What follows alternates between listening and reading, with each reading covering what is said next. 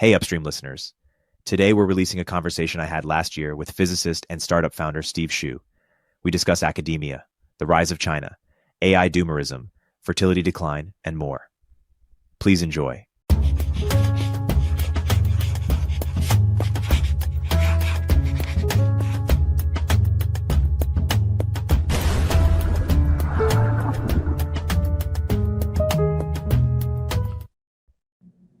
Steve, welcome to the podcast. Thanks for joining. Hey, great to be here, Erik. So we're going to talk about academia, we're going to talk about China, we're going to talk about AI, fertility. But first, let's start with academia. How hopelessly corrupted is academia? Do you see any white pills or signs of hope? We know that it's sort of ideologically corrupted on some levels, but the actual, in the humanities, people say are corrupted, but are the sciences also corrupted? I hear that the replication crisis is not just in psychology, but that there's a lot of stuff on the hard science that doesn't replicate as well. Why don't you talk about some areas where you feel, hey, this is a problem that other people aren't talking enough about, or other areas where you feel, hey, this is actually okay, or there's signs of hope here? Yeah, obviously, academia is not monolithic, and you've already sort of gestured at that in your question. So to give you a fulsome answer, as we say, I have to kind of break it down into different silos. One sort of just empirical finding, there's a lot of good work by a guy called Erik Torenberg, and a British actor. Well, he's actually an American or maybe Canadian, but he's based in the UK. He's carefully studied empirically the leftward shift of academia in general. So your chances of finding a professor in a social science or humanities department who is not left of center is very low, like maybe 10%.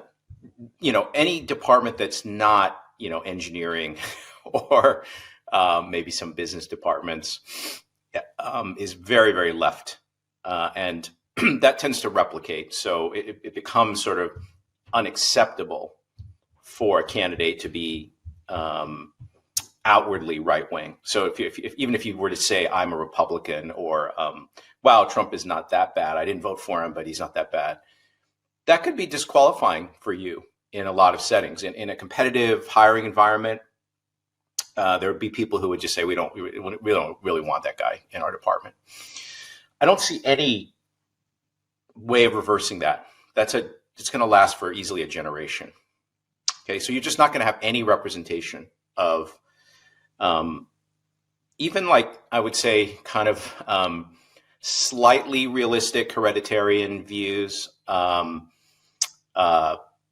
free people who are really enthusiastic about free markets. There's just less and less of that in the academy. And I just don't see any change in that going forward. In the sciences, the problem, sciences are actually almost as polarized in terms of the left-right dichotomy as the humanities and social science. It's a little bit better in some of the fields I've mentioned, like maybe engineering or something. But for like physics or math, I think it's just as left dominated. But those views don't come into the practice of scientific research quite as much, because often we're researching some abstract thing like the properties of quarks or something, and your political sympathies don't necessarily affect that. But what it does affect is the commitment to meritocracy and the commitment to truth telling. And so the swing away from meritocracy is very, very serious now. So I would say it's possible that the majority of departments now are not requiring GRE scores for graduate admissions. The professors who are familiar with the role of psychometrics or measurement of cognitive ability and its ability to predict success in difficult subjects, I think that's a very small minority of faculty now, and most of them would just be embarrassed or sort of afraid to talk about the vast empirical literature on this topic, which used to be taken for granted. So like when I started graduate school, 30 years ago or more, people understood, like, why do we make the students take the GRE exam? Why do we make them take the GRE subject exam in physics? And what does it mean? And now, because there are, in every department, there's some fraction of people who are activists they will literally shout you down. So if you say like, well, this study, which was published in Science, 20 years ago, showed pretty good predictive power of GRE scores independent of undergraduate GPA and independent of socioeconomic status of the kid for success in our PhD program or, in whatever, you would be shouted down. Like that would be considered like, well, why is this guy saying this? Doesn't he realize like there's a problem with this? Doesn't he realize this is really damaging to diversity for him to say something like this? So I would just say the atmosphere is very bad. And for science and engineering, it's only affecting efficiency of the operation of these departments on the margins. So you have slightly less good selection of students by talent. You have somewhat less good hiring practices, somewhat less good promotion practices. And gradually, though, I think there could be a cumulative effect where the overall commitment to truth, the commitment that we are going to let empirical evidence dominate our feelings, that cultural value is gradually being eroded. And that's the most dangerous thing. So that could cause not a negative effect around the margins, but it could cause like an order one change around how the discipline is practiced. Now, I would say in social science and humanities, that's already happened. So it's already, their commitments to, ground truth are very, very limited. And many of them, especially like empirically minded social scientists, would deny this.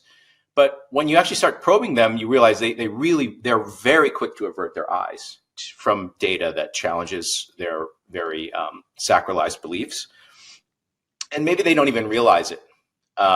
It's so ingrained in the culture now that, if someone says to them, hey, in Sweden or in Denmark, they have enough statistics, they can actually calculate the social cost of immigration based on some crude characteristics of the type of immigrant. And does that person contribute more to the national budget in their lifetime, or are they a net negative impact on the national budget during their lifetime? And there's good statistics in some countries on that.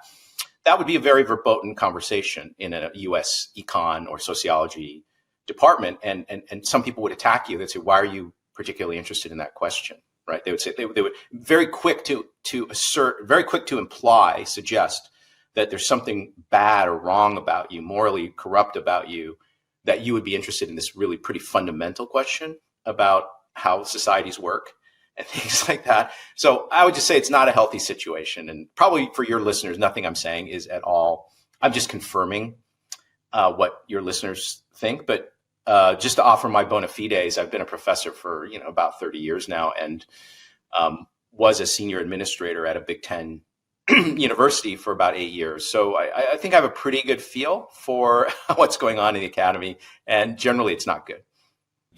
And Brian Kaplan, the libertarian, had a post the other day basically saying, why isn't there kind of a right-wing parallel economy if the country is split 50-50? And I'll just narrow that question to the academy in terms of why are we so hopeless that nothing can change if there's a large percent of the population that feels that the current solutions don't serve them. Richard Hanania might speculate and say it's because of the law or how sort of intertwined universities are with the government, and thus there isn't a ton of flexibility. I have another friend who says, no, there's actually something inherent in kind of these big managerial organizations that tends to attract people who are more left-wing in terms of their ability to rise up and run these bureaucracies or be sort of powerful in these bureaucracies. So it's not just the law. There's some sort of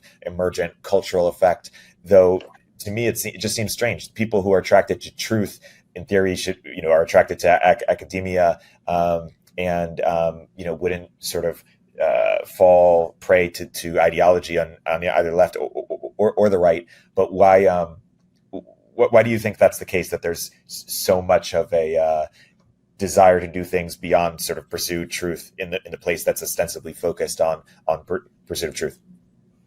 Yeah, so the fraction of people that are really hardcore truth seekers is relatively small, even among, I would say, researchers on campuses. I mean, a lot of people just have the feels that they want to help people, help students further goodness. Notice none of those are really like pursuit of or trying to really delve into what could be emotionally difficult truths, right?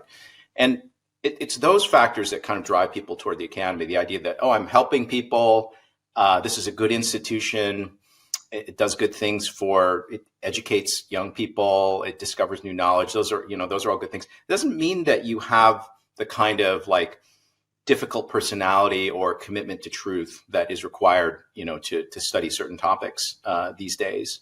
So I think it's not true that in general academics are all that committed to truth. A lot of them are just playing a particular game that they're based on their big five personality or desires. They kind of fit well into this system, and they're just in a careerist way pursuing a trajectory through this system. Now, a lot of the people who would be making the big advances in STEM are the difficult personalities that are very truth committed, maybe even Aspie, a little bit on the Aspie side, and just a little bit too obsessed with the truth and facts. But what's bad about the current situation is those people are being selected out now, because if you have to write a DEI statement to apply for the faculty job, to get promoted, to get a raise, you have to write a DEI statement at many places now. And everyone who's kind of in the know knows how they should write that statement, but a lot of people who are principled maybe don't agree with everything that's going on, and it's harder and harder for that kind of maverick person who would make a big breakthrough in STEM to survive in the current system. Where do the truth seekers go, if not academia? Yeah, so it's funny because for your audience, this won't come as a surprise. Like I'm a weird guy because I both do startups, tech startups, and innovation, and I do, in some sense, very esoteric academic research, like in particle physics and stuff like that. And I can see today, like I was just at Caltech, my alma mater, to give a seminar a couple of weeks ago, and I talked to a bunch of young physicists, and I said, like, I'm kind of amazed that more of you aren't leaving now, because there's so many exciting things which are impacting the world, and moving fast, and also intellectually pretty deep, like artificial intelligence. And so what's happening, I think, is that a lot of people who, maybe they're, if you're obsessed with some really specific question, like, oh, I want to understand the genetics of human evolution in Malaysia, 3,000 years ago or something, you have to do that in academia. But if you're sort of generally capable and you want to achieve something and you want to be in a kind of functional system where if you do something good, people can tell it's good, it actually has an impact. If you create something good, it's adopted and widely used.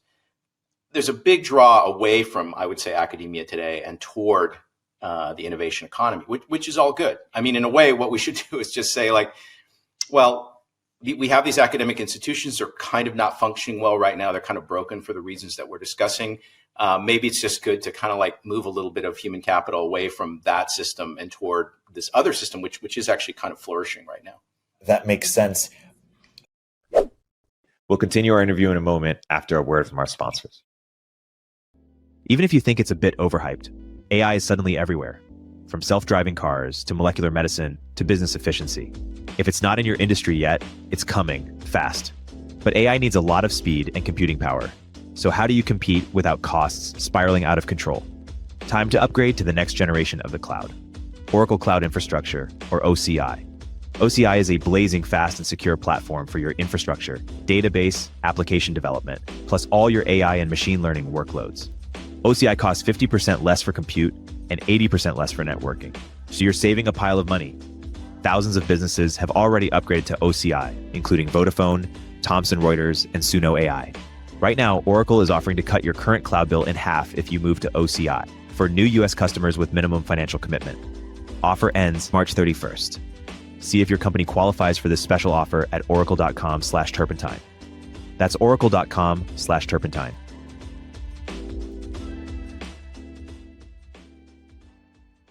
Every time I hop on the 101 freeway in SF, I look up at the various tech billboards and think, damn, Turpentine should definitely be up there. And I bet I'm not alone. In a world of endless scrolling and ad blockers, sometimes the most powerful way to reach people is in the real world. That's where Adquick comes in. The easiest way to book out-of-home ads, like billboards, vehicle wraps, and airport displays. The same way you would order an Uber.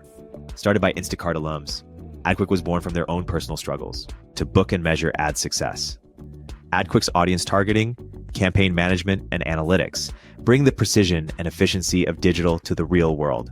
Ready to get your brand the attention it deserves? Visit adquick.com today to start reaching your customers in the real world. Again, that's adquick.com.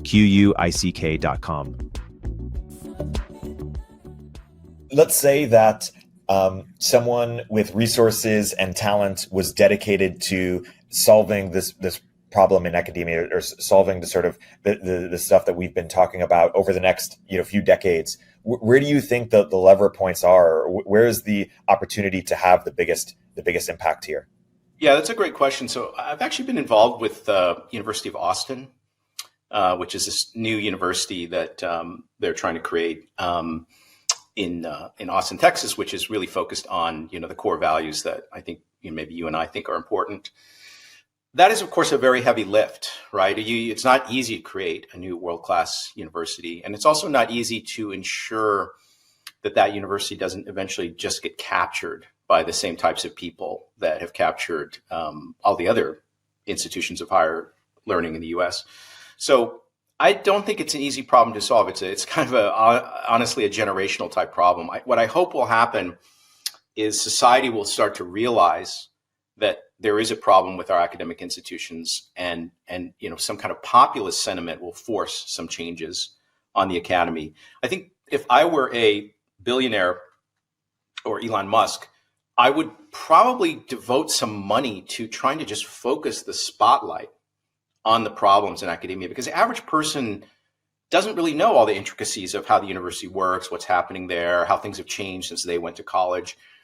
And right now, the people who are trying to point that stuff out are a tiny minority.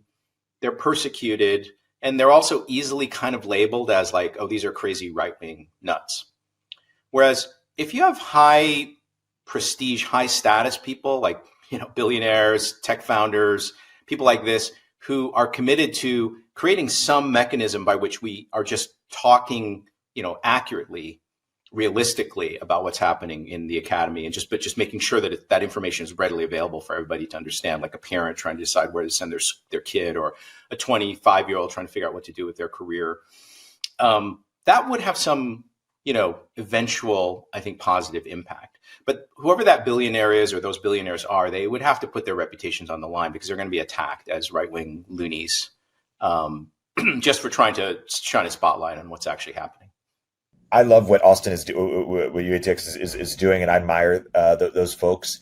My dream is that the Teal Fellowship actually tries to compete head on with Stanford or Harvard. I think that it's outserved its purpose as a program that gives 20 people a year. That's great, but it's not really creating a dent in the higher education system. And I think that institution, what it does is it gets the sort of ideological diversity as a byproduct, but that's not its core offering. Its core offering is helping people start companies, and it does it better than Stanford or Harvard. So if people don't have to take a sort of step back in their career to pursue some ideological, or some sort of principled position, they're actually advancing in their career. Whereas UATX, it sounds like a great institution. It doesn't feel like it yet provides the same career opportunities as a Stanford for startups, whereas Teal Fellowship does.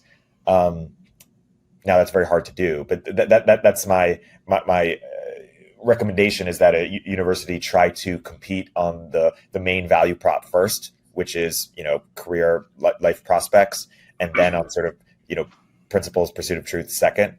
Any reaction to that? Hey Steve, can you hear me? Yep. Okay. Where did you lose me?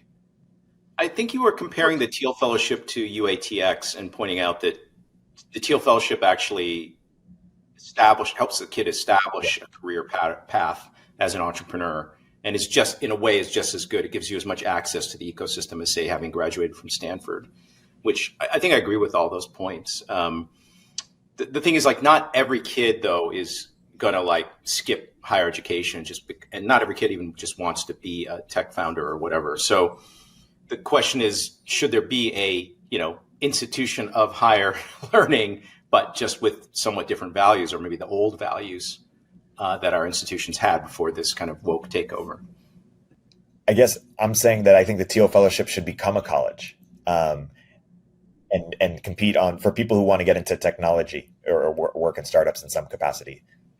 I think it could be. I mean, it's just a question of commitment because, you could do something where like you create a new kind of degree program that has both a technical education component and a component which trains you to do startups and things like that. But again, everything is a heavy lift because at first it has no credibility and it's kind of weird, and people don't know how the credential is going to be judged in the future. How valuable is it for signaling? And but I'm all for all of these things. I mean, that's why I participate in some UATX things, and I think I was even there for the big meeting for kind of establishing their constitution. So I'm all for this kind of thing. Speaking of things that seem hopeless, I want to segue into the fertility crisis or underpopulation in general. I was having dinner with Tyler Cowen the other night, and he was sort of echoing Robin Hanson, saying that it seems inevitable that we're going to have an underpopulation problem, and that there will be sort of economic, significant economic impacts globally because of it. And what I'm curious about is, if this is such a massive problem, why aren't there more people focused on it? And if more people were focused on it, what are the levers that could have an impact? It doesn't seem like any policies that we've tried have really moved the needle. And could you think of any either private or public sector or policy solutions that could address this in a significant way?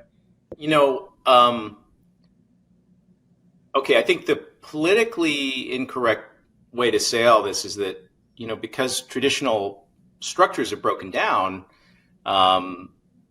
people don't necessarily value having kids all that much. And, people are socialized to, pursue the development of me, well into their 30s or whatever, rather than the idea that, no, it's your duty to have kids and that's the right thing to do. You're a failure if you don't have a family and kids by the time you're in your 30s. That fundamental change in values is difficult to change, right? I mean, I don't really know how even a government can go in and forcibly change that feeling.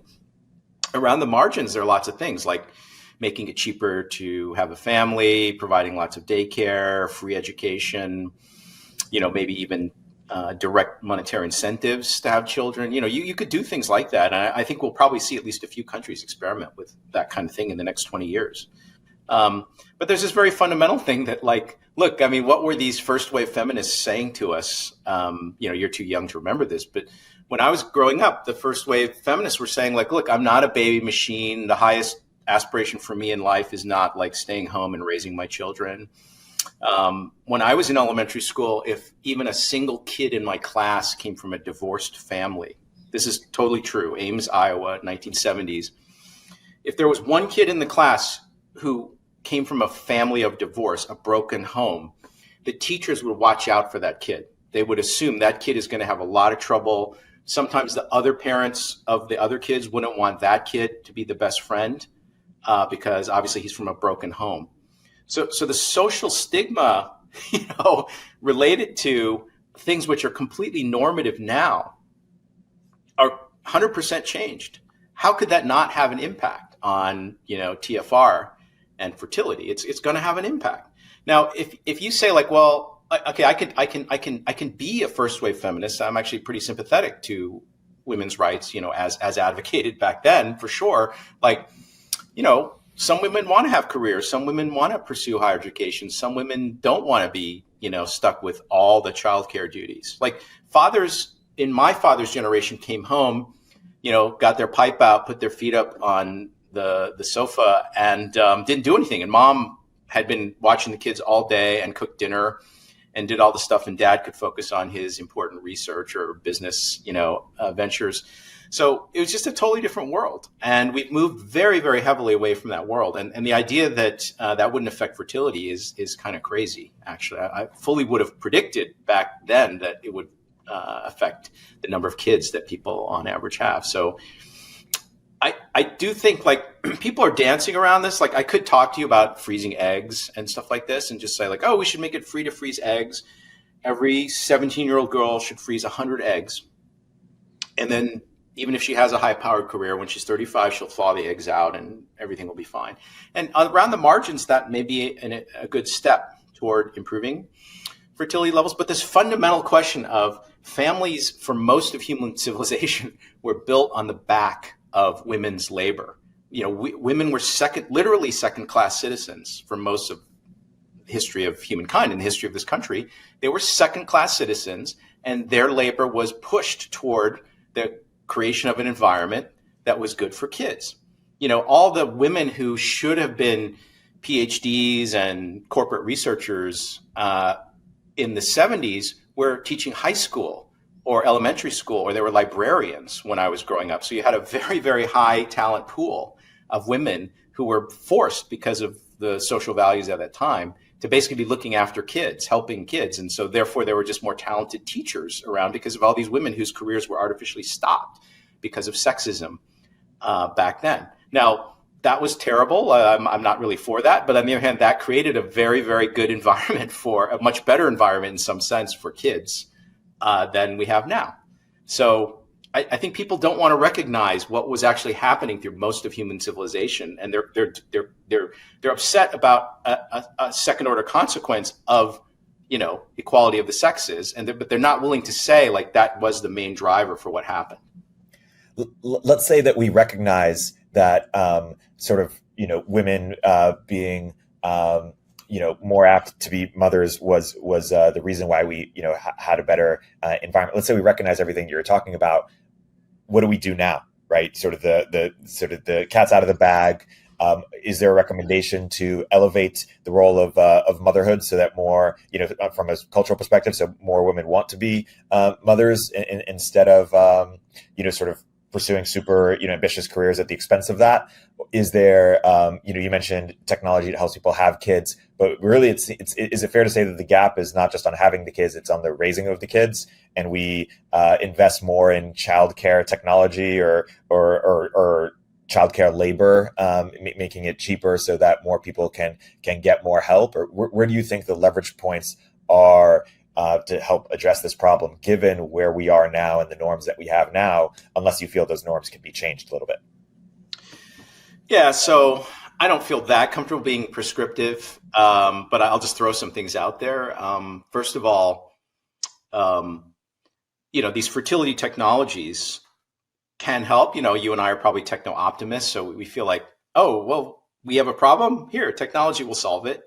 I'd like to think that's true. Maybe that's true. But on the other hand, I think without changing this, I still have this nagging feeling that without having the society valorize and value the having and raising of children, you just won't get as many children out of the population. That's just like full stop, right? and they're actually trying to do this. Xi Jinping is trying to do this in China. Like he is like, they're changing lots of language in the party documents, which really emphasize, really honestly, the role of women in the family and things like this, and the role of masculinity and things like this.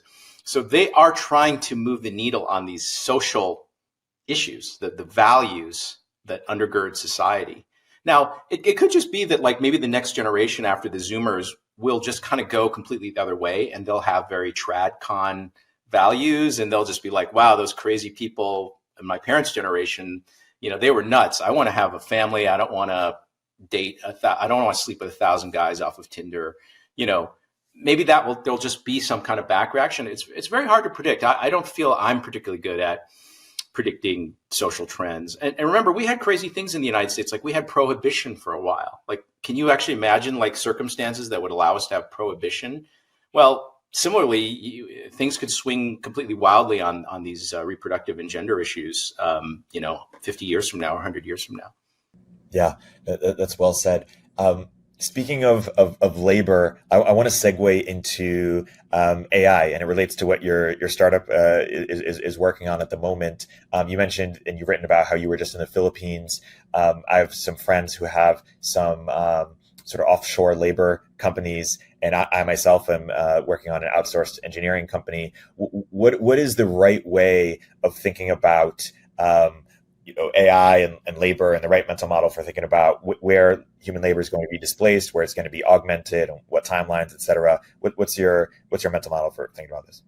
Yeah, so I thought it would be good to illustrate it with a little narrative instead of just giving some kind of abstract analysis. So I was in Manila for about 10 days, and that's where that's one of the call center capitals of the world. So 8% of the Philippine GDP is this business process outsourcing or call center type work because they speak English there and labor costs are pretty low. So 8% of their GDP, $40 billion a year is that kind of work. And my startup builds large language model AIs, but within an architecture that suppresses hallucination. And so we can plug in a memory to the LLM and force it to answer questions in a constrained way. So it's sticking to the content of what's in the installed memory. And so we can take like the training manuals that they use, like one example where we built, possibly the highest functioning narrow AI of its type right now. With a global consumer electronics brand, we built an AI that can basically troubleshoot 300 different models of TV that they sell. And this thing has as its memory every product manual, every troubleshooting script that they've developed over 20 years as a company for troubleshooting these TVs. And the AI will just perfectly, we've tested it on thousands now of queries and things like this. It will perfectly troubleshoot your TV for you as well as a human could do it over the phone. And the fact that we're a small startup is able to build something like that just tells me that a huge fraction of this labor in the Philippines is going to go away because it's much, much cheaper to run the AI than to have humans paid to sit there with the number of resolutions of a problem like the kind I described, which a human can do in a day, is on the order of 10, maybe 15. So just imagine how many the AI can handle. Simultaneous calls and just crazy numbers. So the whole time I was in the Philippines, I was just looking around saying, wow, this entire building, which says American Express on the side, the entire work of the people in that building is dealing with like weird account chargebacks and sorting through documents and things having to do with your Amex card. And next to it is this, I think, JP Morgan building, which all they're doing is back office work for JP Morgan. Maybe not all of that, but a very big chunk of that work is fully capable of being done by an AI now. And so it gave me a very direct, visceral feel for the near term, not like 5 years from now, but near term impact of AI on very large sectors of human employment. The last thing I heard you say was visceral. Yeah, visceral impact, because we were meeting with the BPO companies in the Philippines and, top level founder of the company, management layer, and then also like in the background, we could see them training people and people at desks with headsets, doing all kinds of stuff. And it was just mind blowing thinking like, because in the meeting we demoed some of our AIs for them. And we said, well, here's an AI we built that can answer any questions related to the Google Fi. Google Fi has like a data and calling plan. It's like competes with T-Mobile and stuff like this. But this AI can answer any question about the calling plan, how to switch your number, what countries does it allow roaming in. It just basically perfectly answers all these questions. And we could see the eyes of the BPO people that we were meeting with just get bigger, and they would say, well, ask it this. And then, because they thought, oh, this is going to be a tough question. And it would just perfectly answer the question. And you could just see the wheels spinning in their heads, realizing that this is going to have pretty significant impact on their industry. It's a little bit like, I don't know what the right analog is, but, you go into a factory and you're like, you have a little robot and you show them the robot and the robot is like welding stuff and its arms are moving so fast you can't see it. And they had never seen a robot like that. And then you watch like their reaction in real time in the meeting. And so say more about what that means in terms of like when we look out a decade from now, what are the types of things that are going to be replaced? What are the types of things that are going to be augmented? What's the right way of thinking about sort of, where this all goes? It is super hard to extrapolate because, as you know, so many resources are being put into further model training, making the fundamental models better.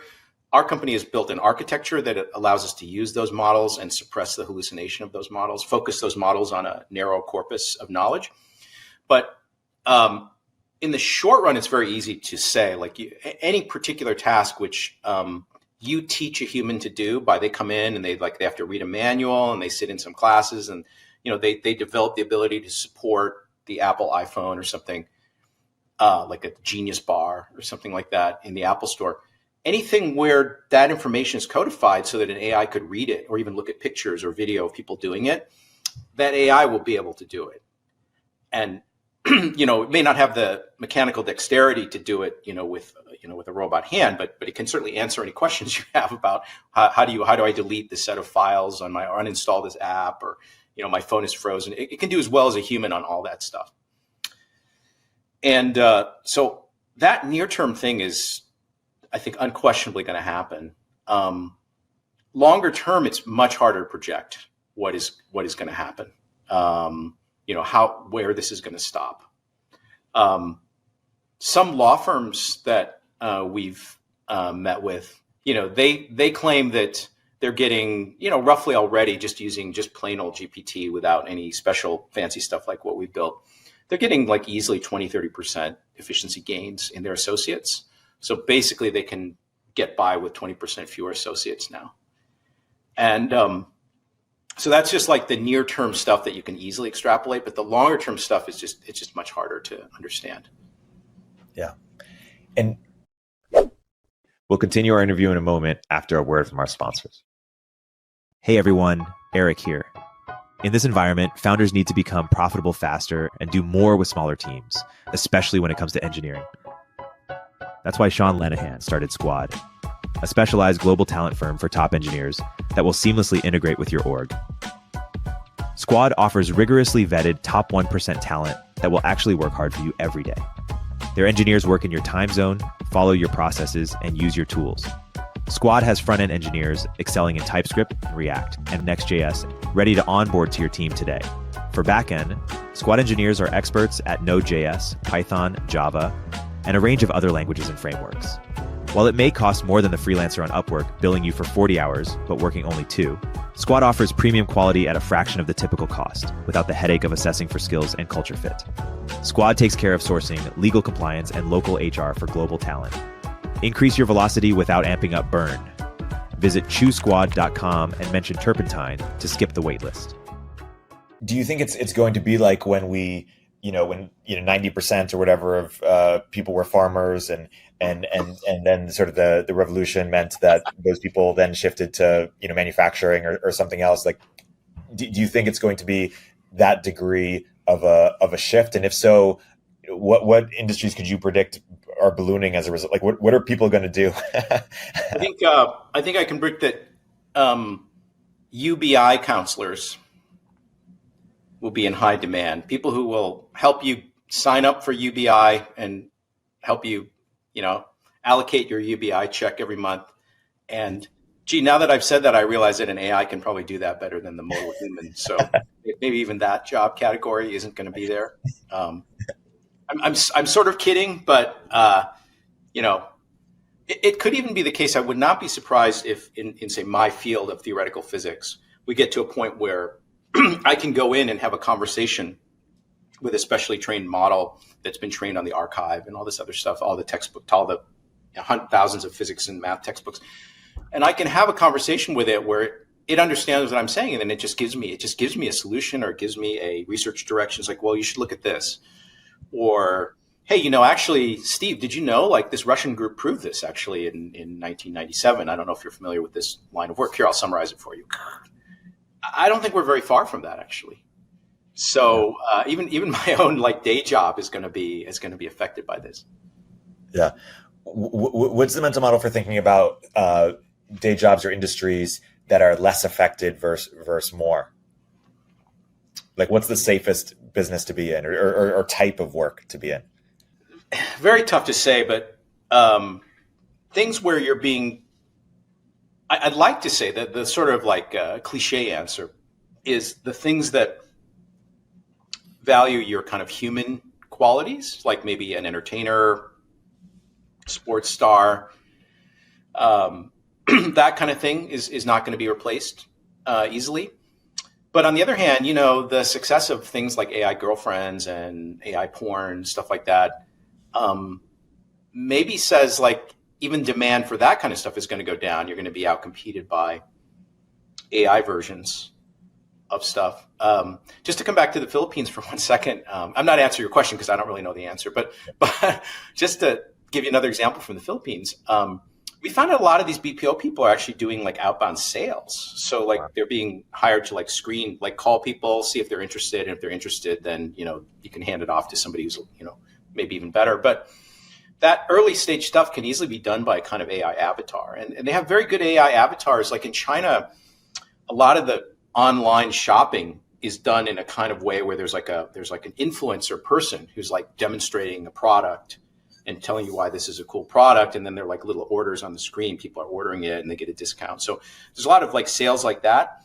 But you can now basically have them construct. So you can take the top influencers and you can construct an AI version of that influencer and just give it a script.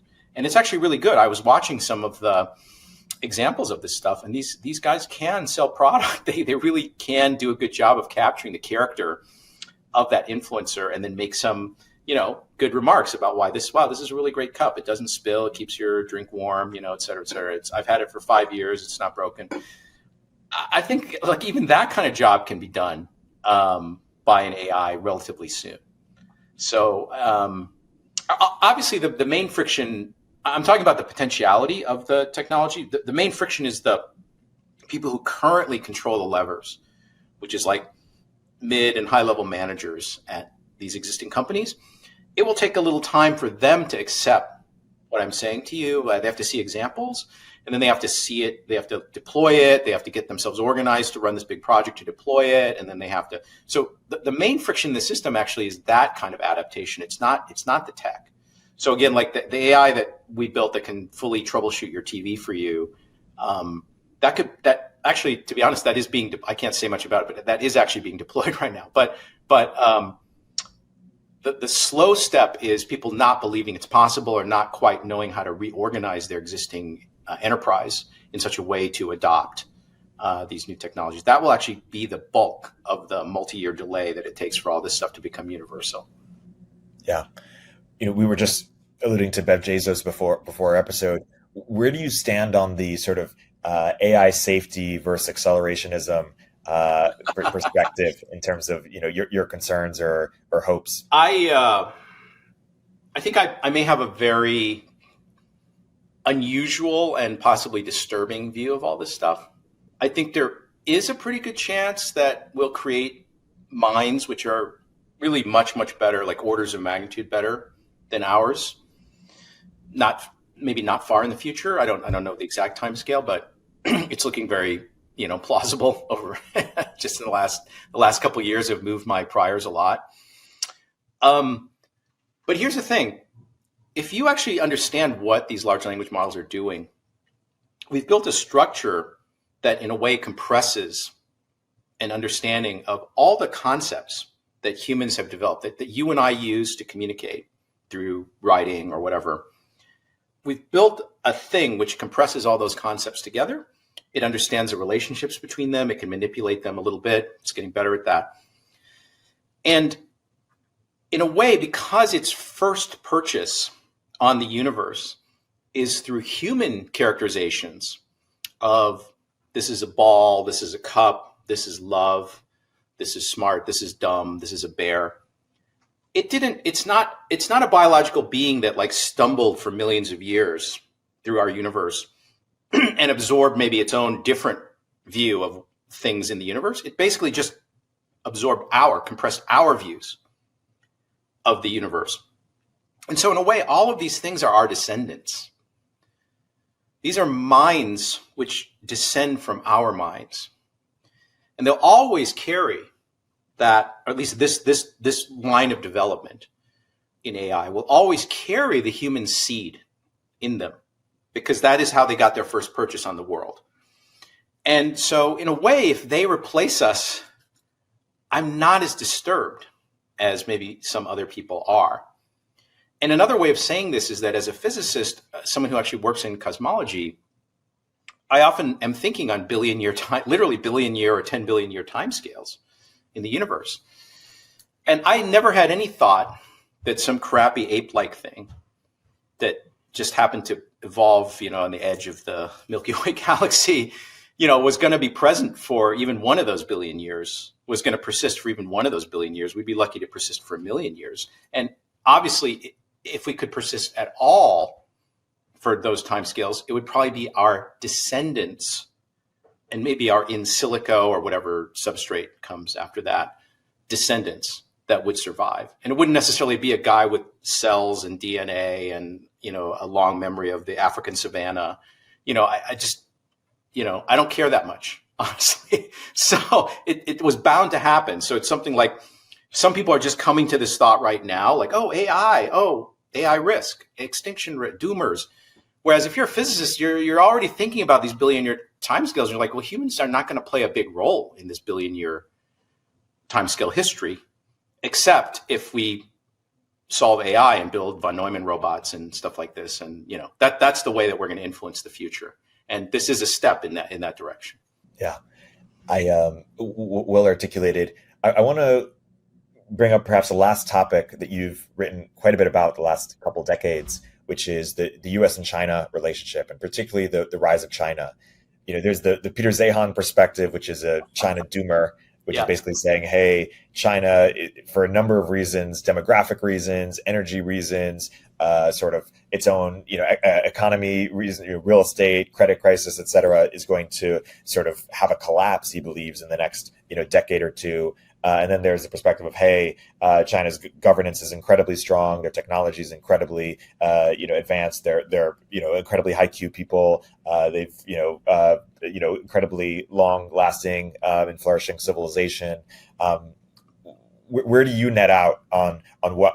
It seems like you're bullish. Where are the doomers incorrect, or when you look at the future of China, how it relates to U.S., what's your mental model or worldview? Yeah. So. I would first, before taking a side on these issues, I would just make a kind of meta remark, which is that most people, especially Westerners, who think they know like what the current situation is in China or the US-China competition, generally are very poorly informed. Like I'm not saying like this is like some dull think tank guy in Washington or some, UCLA professor who doesn't know anything. Even like tech bros, or very high IQ, very sharp guys, like people whose names you would know, like, famous founders, billionaires, et cetera.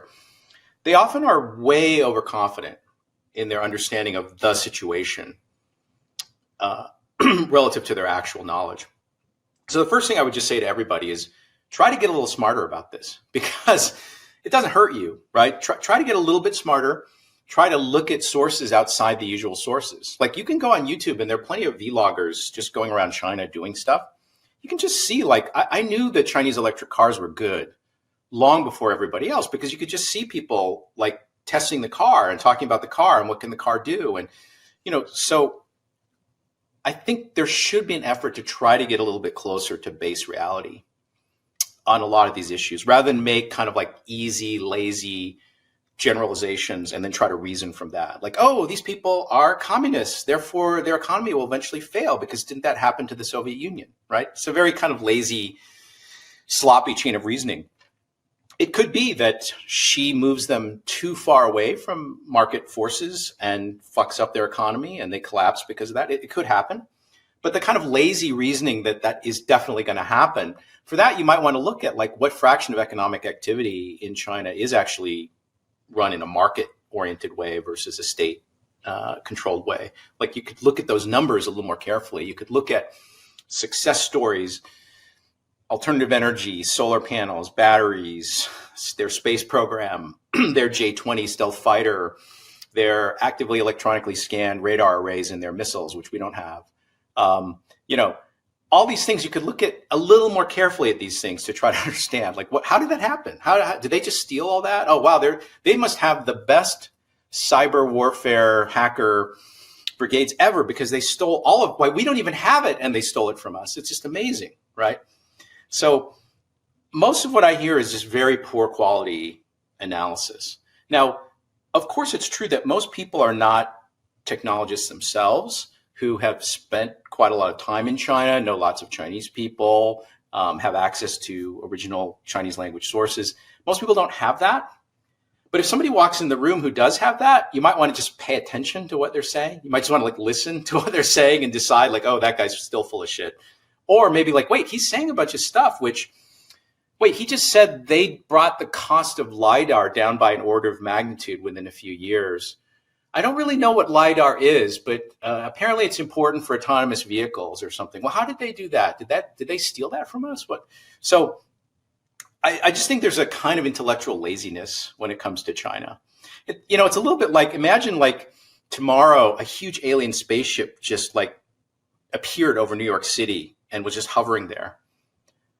And you're like, wow, those are aliens, but nah, they look kind of nice. I'm sure they're not going to do anything to me.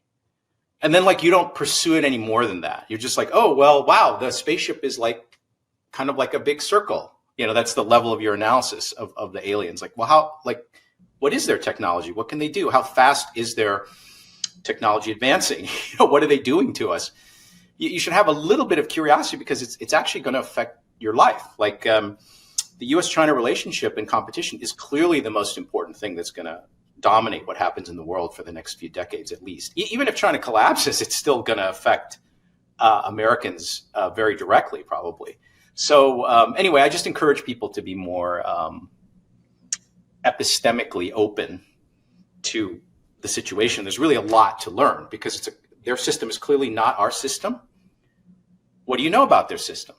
Well, how many engineers graduate from Chinese universities every year versus not just the US, but even rest of world? Some of their numbers, they're comparable to rest of world combined on some of their numbers. So, well, do I know those numbers? Should I look at those numbers? How good are their engineering programs? How good are their engineers? Why were they able to build an entire big tech ecosystem?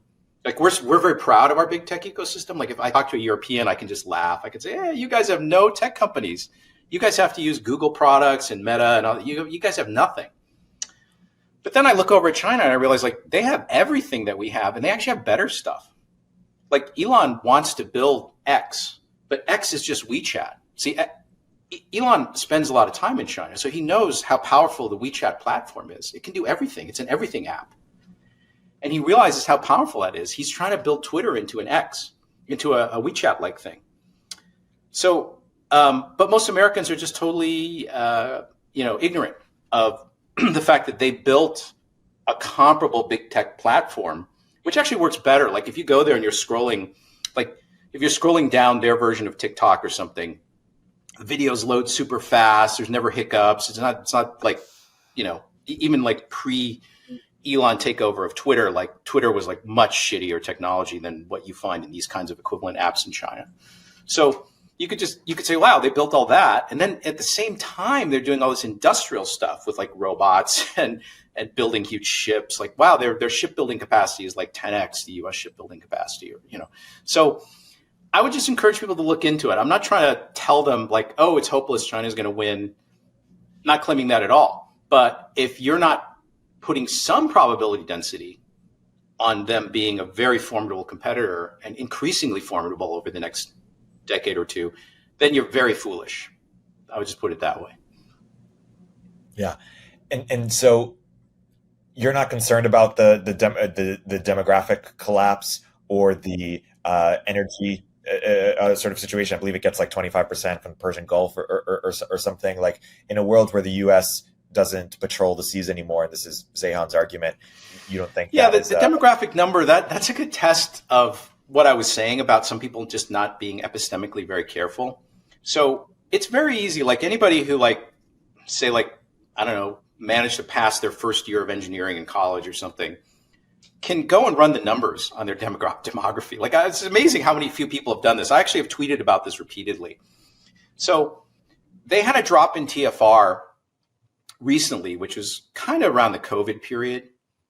And at that point, it got to a point where if it's not fixed in 20 years, so we're talking about kids born today that will enter the economy 20, 25 years from now.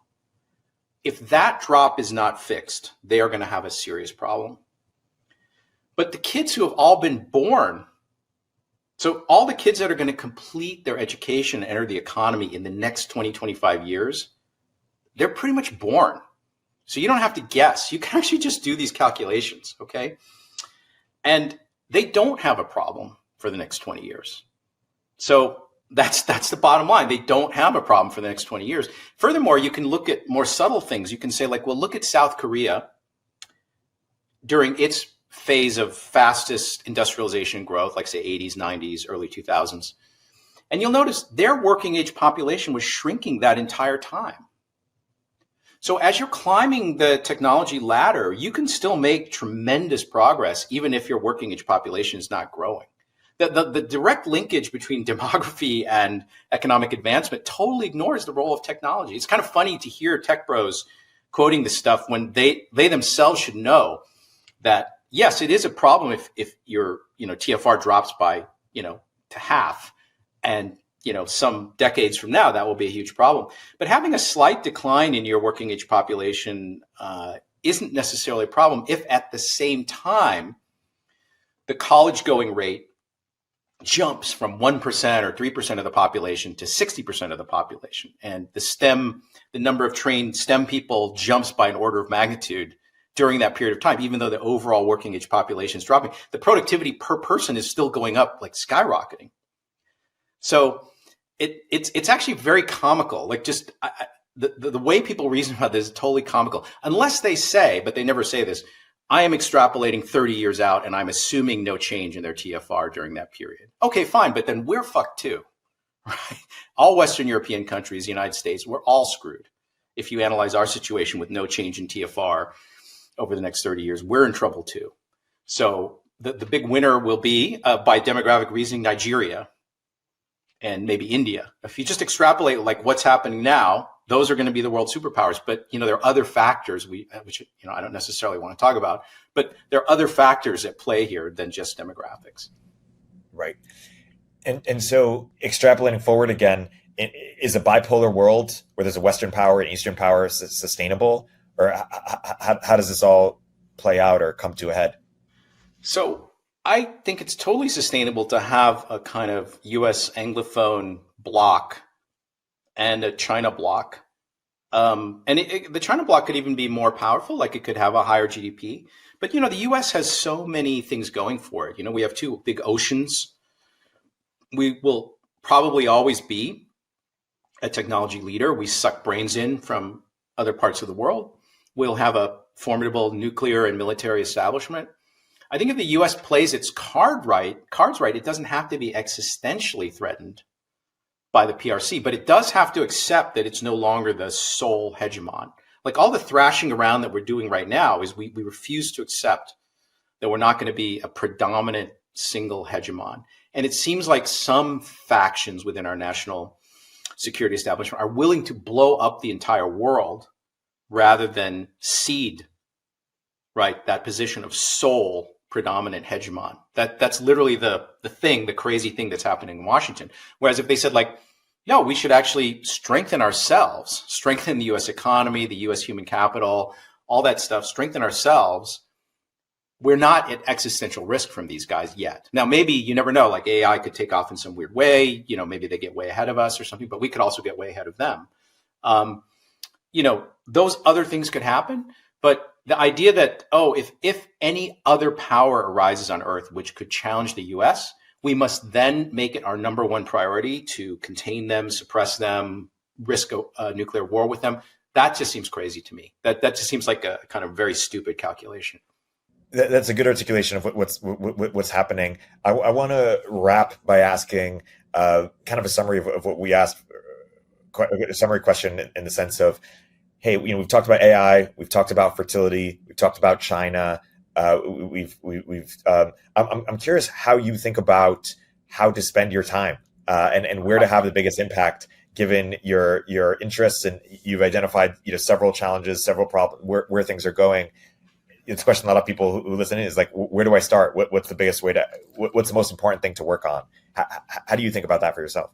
Yeah, I can only say it for myself because obviously the position that I'm in at this stage in my life, my cognitive profile, all these things are somewhat unique to me. They're not applicable to the average person or someone who's listening. So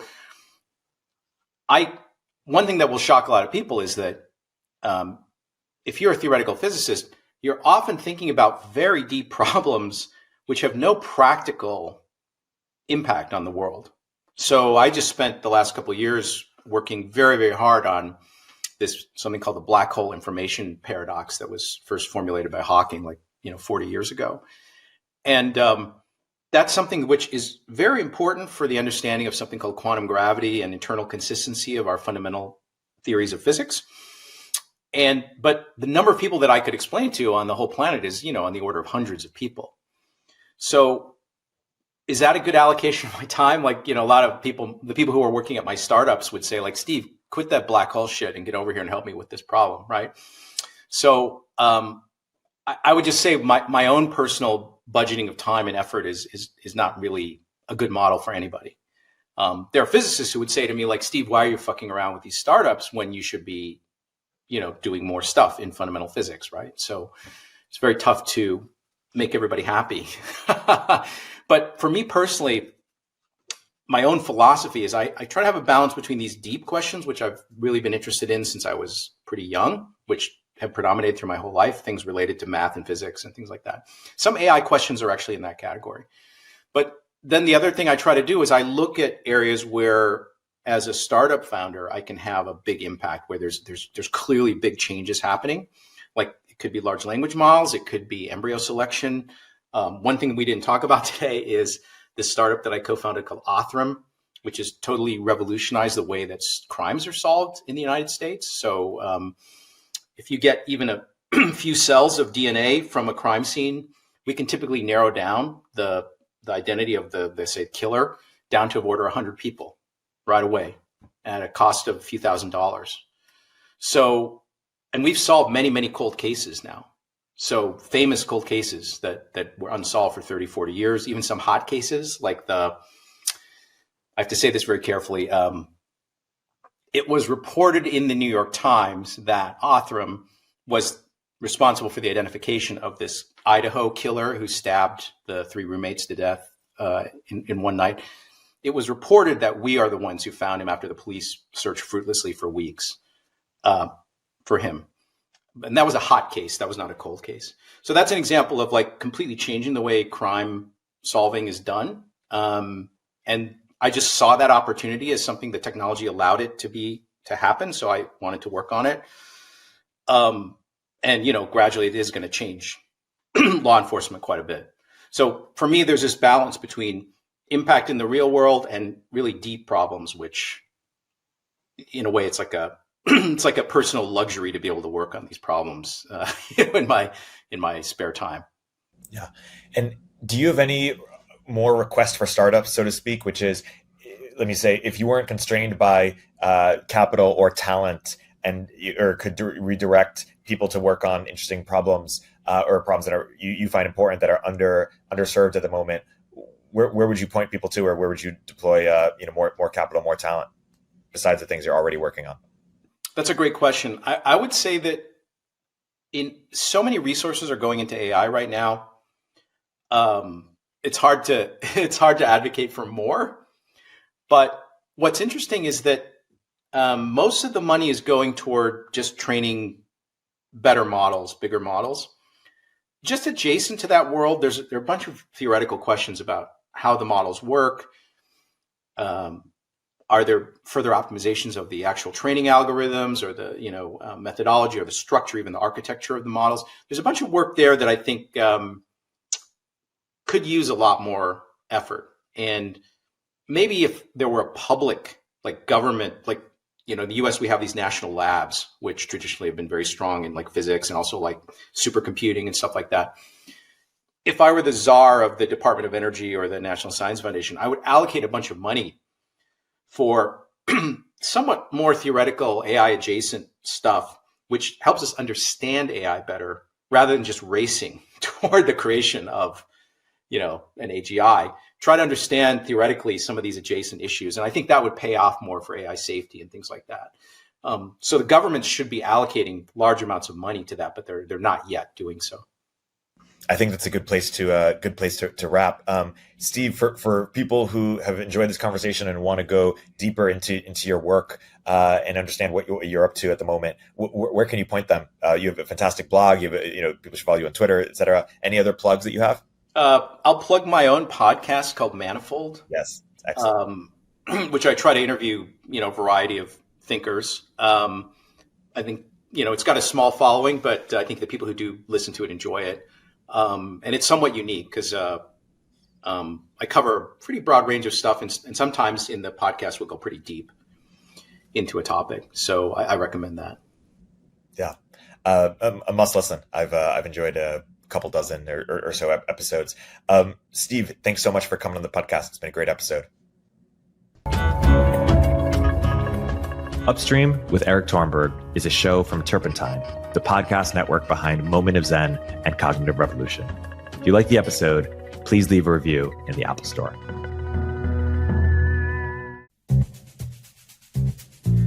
Hey everyone, Erik here. At Turpentine, we're building the first media outlet for tech people by tech people. We're the network behind the show you're listening to right now. We have a slate of hit shows across a range of topics and industries, from our AI and investing cluster of podcasts to shows that drive the conversation in tech with the most interesting thinkers, founders, investors, and influencers, like Econ 102 with Noah Smith. We're launching new shows every week, and we're looking for industry-leading sponsors. If you think that might be you and your company, email me at erikaturpentine.co. That's ERIK at turpentine.co, and let's partner together.